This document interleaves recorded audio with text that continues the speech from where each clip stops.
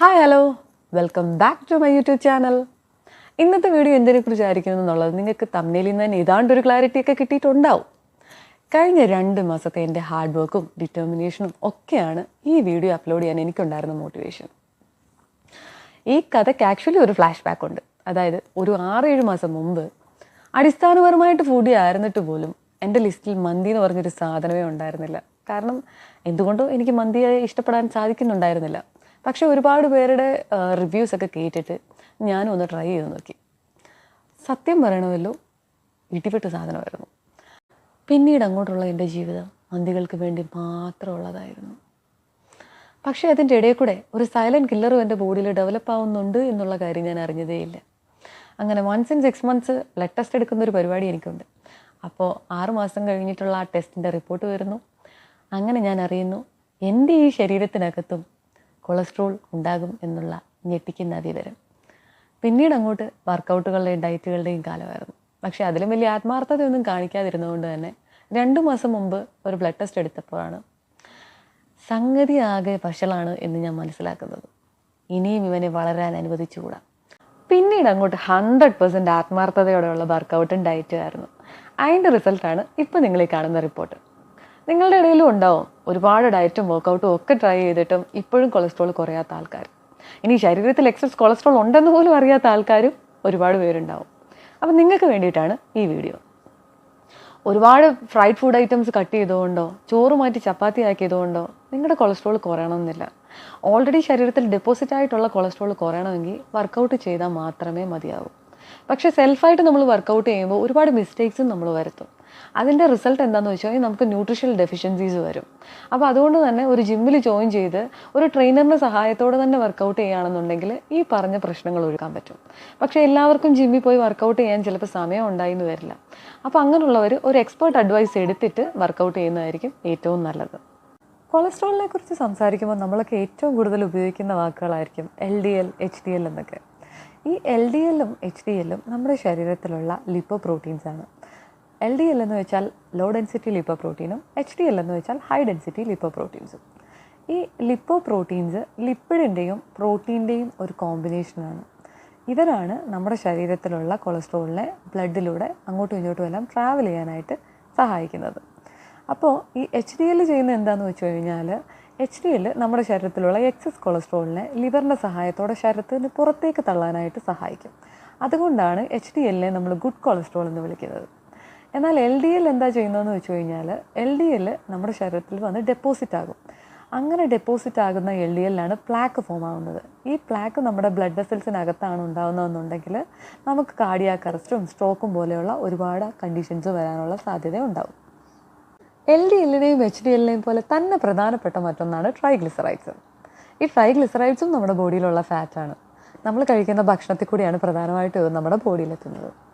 നമ്മളൊക്കെ ഇപ്പോൾ ന്യൂസിൽ ഒരുപാട് കേൾക്കാറുണ്ട്, കാർഡിയാക് അറസ്റ്റ് വന്നു, അല്ലെങ്കിൽ സഡനായിട്ട് കുഴഞ്ഞു വീണ് മരിക്കുന്നു, ഹൃദയാഘാതം വന്ന് 12-17 വയസ്സുള്ള കുട്ടികൾ മരിച്ചു എന്നുള്ള വാർത്തകളൊക്കെ.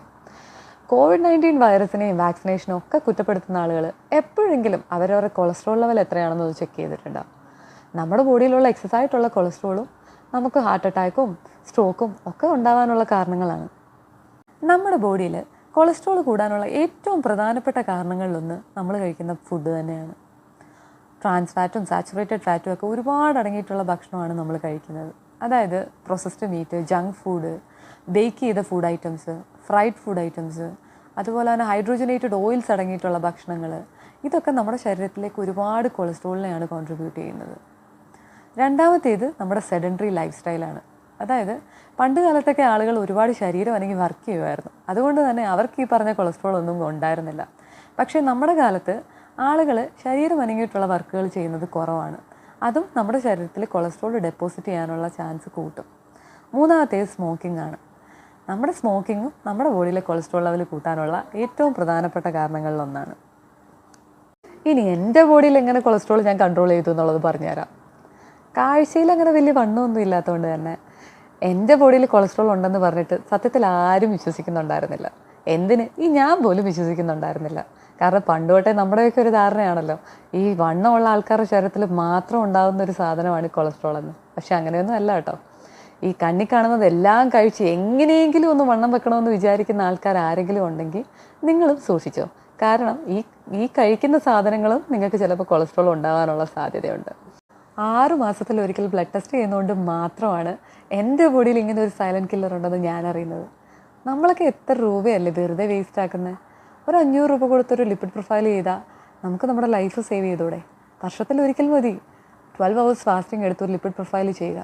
നിങ്ങളുടെ ബോഡിയിൽ എത്രത്തോളം LDL ഉണ്ട്, HDL ഉണ്ട്, ട്രൈഗ്ലിസറൈഡ്സ് ഉണ്ട് എന്നുള്ളത് നിങ്ങൾ ചെക്ക് ചെയ്യുക. അത് കൂടുതലാണെന്നുണ്ടെങ്കിൽ അതിൻ്റെ കൺട്രോൾ മെഷേഴ്സ് നിങ്ങൾ എടുക്കുക.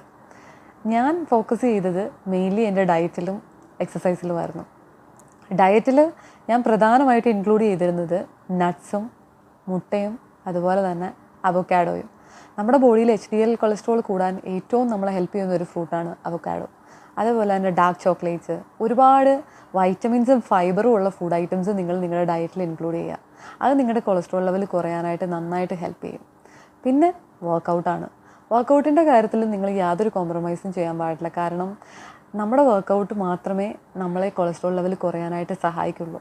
അപ്പോൾ ഒന്നുകിൽ നിങ്ങൾ നല്ലൊരു ജിമ്മിൽ ജോയിൻ ചെയ്ത് ഒരു ട്രെയിനറിൻ്റെ സഹായത്തോടെ നിങ്ങളുടെ കൊളസ്ട്രോൾ ലെവൽ കുറയ്ക്കാൻ നോക്കുക. അതല്ലെങ്കിൽ നിങ്ങൾ സ്വന്തമായിട്ട് തന്നെ ചെയ്യാൻ സമയം കണ്ടെത്തുക. തിരക്കുകളൊക്കെ നമുക്കുണ്ടാവും, പക്ഷേ നമ്മൾ നമുക്ക് വേണ്ടി സമയം കണ്ടെത്തണ്ടേ? നമ്മുടെ ബോഡിയാണ് നമുക്ക് അവസാനം വരെ കൂടെ ഉണ്ടാകുന്ന ഒരു സ്വത്തെന്ന് പറയുന്നത്. അപ്പം നമ്മുടെ ബോഡിക്ക് വേണ്ടി നമ്മൾ സമയം കണ്ടെത്തണ്ടേ? ദിവസം ഒരു അരമണിക്കൂറെങ്കിലും നമ്മൾ മിനിമം സ്പെൻഡ് ചെയ്യുക വർക്കൗട്ടിന് വേണ്ടിയിട്ട്. അങ്ങനെ നമ്മൾ ചെയ്യുമ്പോൾ നമ്മുടെ ശരീരവും നമ്മളെ ഹെൽപ്പ് ചെയ്യും. നമ്മുടെ കൊളസ്ട്രോൾ ലെവലും അതുപോലെ മറ്റുള്ള ലൈഫ് സ്റ്റൈൽ ഡിസീസസുകളൊക്കെയും നമുക്ക് കൺട്രോൾ ചെയ്യാനായിട്ട് സാധിക്കും. സോ ഗൈസ്, അപ്പോൾ ഇന്നത്തെ വീഡിയോ ഇത്രയേ ഉള്ളൂ. നല്ല കാര്യങ്ങൾ ആര് പറഞ്ഞാലും നമ്മൾ കേൾക്കണമെന്നല്ലേ? സോ നിങ്ങളും ഒരു ഹെൽത്തി ലൈഫ് സ്റ്റൈൽ ഫോളോ ചെയ്യുക. വീഡിയോ ഇഷ്ടപ്പെട്ടാൽ ലൈക്ക് ചെയ്യുക, ഷെയർ ചെയ്യുക, ചാനൽ സബ്സ്ക്രൈബ് ചെയ്യുക. Okay, bye. Thank U.